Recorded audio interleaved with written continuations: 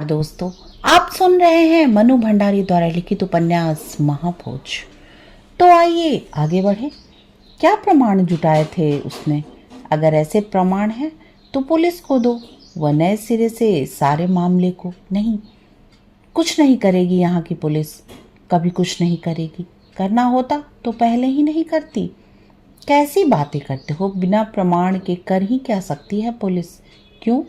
कानून और पुलिस के हाथ तो बहुत लंबे होते हैं, केवल गरीबों को पकड़ने के लिए। कानून के लिए अमीर गरीब कुछ नहीं होता, डपटते हुए सक्सेना ने कहा। झूठ बात है ये, सरासर झूठ। एकदम चीख पड़ा बिंदा और उसकी आंखों के डोरों में फिर सुर्खी उभर आई। सीने पर हाथ रखकर पूछिए अपने आप से कि कितनी सच्चाई है आपकी बात में। इस प्रश्न से भीतर ही भीतर क्षण भर को असहज हो आए सक्सेना, पर मन का भाव चेहरे पर नहीं आने दिया। निहायत अफसरी लहजे में इतना ही कहा, बिसु के मामले में तुम कोई ऐसा प्रमाण या संकेत दे सकते हो जो हमें आगे बढ़ने में मदद दे सके? बिंदा एक टक सक्सेना के चेहरे को देखता रहा, मानो समझने की कोशिश कर रहा हो कि जो कुछ सक्सेना कह रहा है वे मात्र शब्द हैं या उनका कोई अर्थ भी है। फिर धीरे से बोला, उस दिन शाम को 8 बजे पुतन की दुकान पर चाय पी थी बीसू ने। कोई 2 लोग उसके साथ थे। पुतन कहता है उसने उन आदमियों को कभी गांव में नहीं देखा। कौन थे वे आदमी? कहाँ से आए थे? क्यों आए थे? थानेदार ने बयान तक नहीं लिया है पुतन का, और आप कहते हैं कि असलियत का पता। मत बोलो मत बोलो। एकाएक बिंदा की बांह झकझोर कर रुकमा रोने लगी। नहीं साहब, इन्हें कुछ नहीं मालूम। ये तो उस दिन यहाँ थे ही नहीं।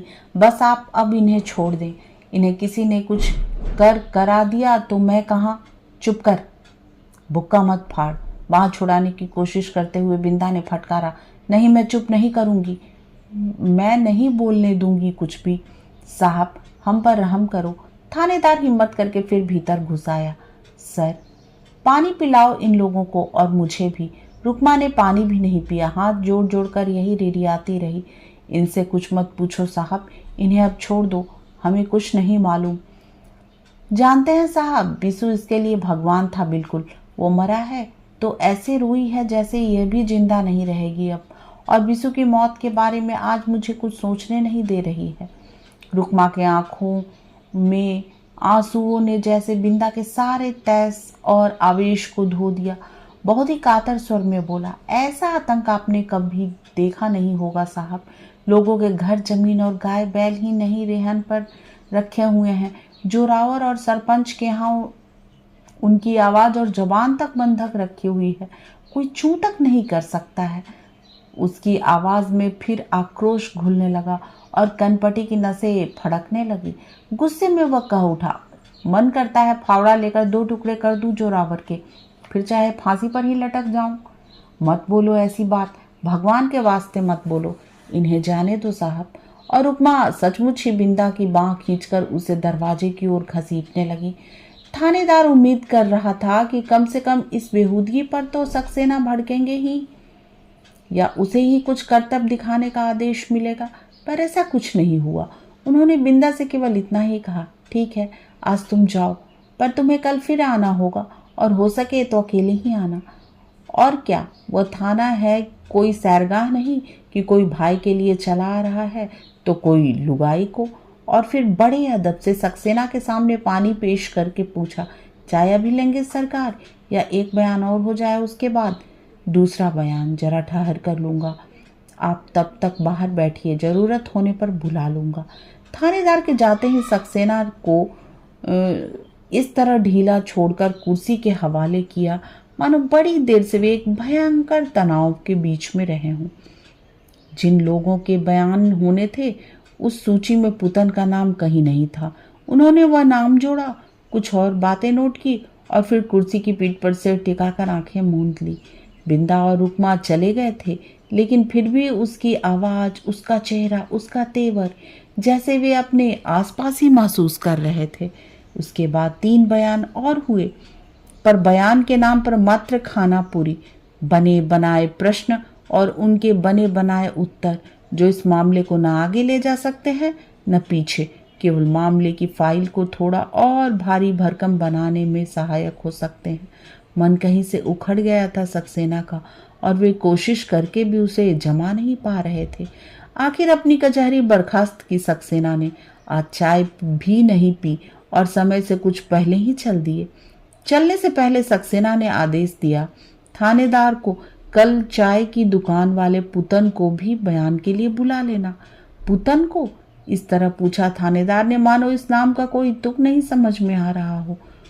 वह तो चाय की दुकान करता है सर। मैंने भी तो यही कहा है, चाय की दुकान वाला पुतन बहुत जरूरी है। और खट से वे उठ खड़े हुए।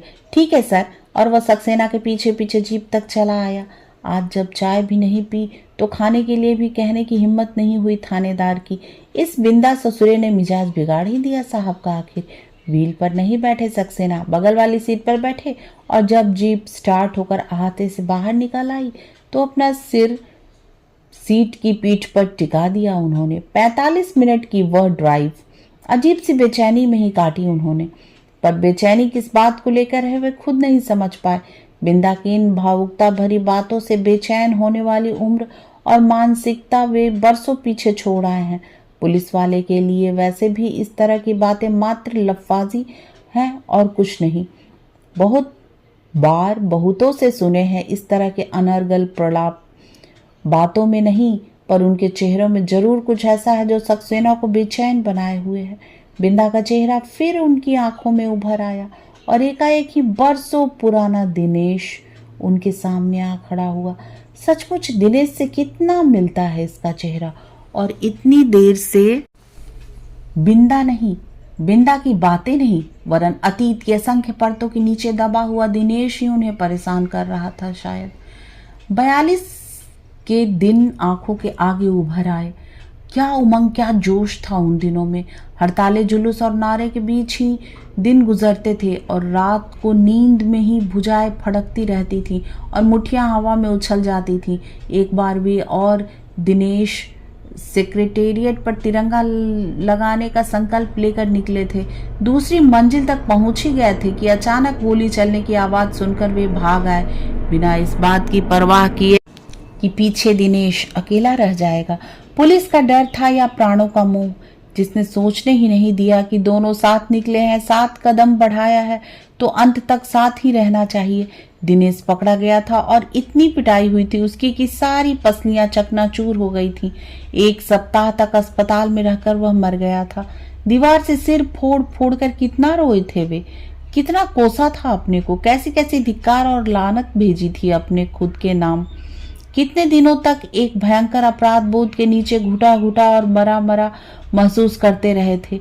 लेकिन तब से लेकर आज तक उनके भय और उनके मोह का दायरा बढ़ता ही गया और हर बार वे भीतरी उमंग और जोश में आकर आगे बढ़ते हैं, पर इन मौके पर कभी भय से तो कभी मोह से मैदान छोड़कर भाग खड़े होते हैं, लंबे समय तक पश्चाताप की आग में झुलसने के लिए। जीप शहर में घुसी तो उन्होंने कहा, ऑफिस नहीं, सीधे घर ही चलो। ड्राइवर ने गाड़ी बाईं तरफ मोड़ ली। असमय घर आया देख सक्सेना की पत्नी घबरा गई। कुछ हो हवा तो नहीं गया।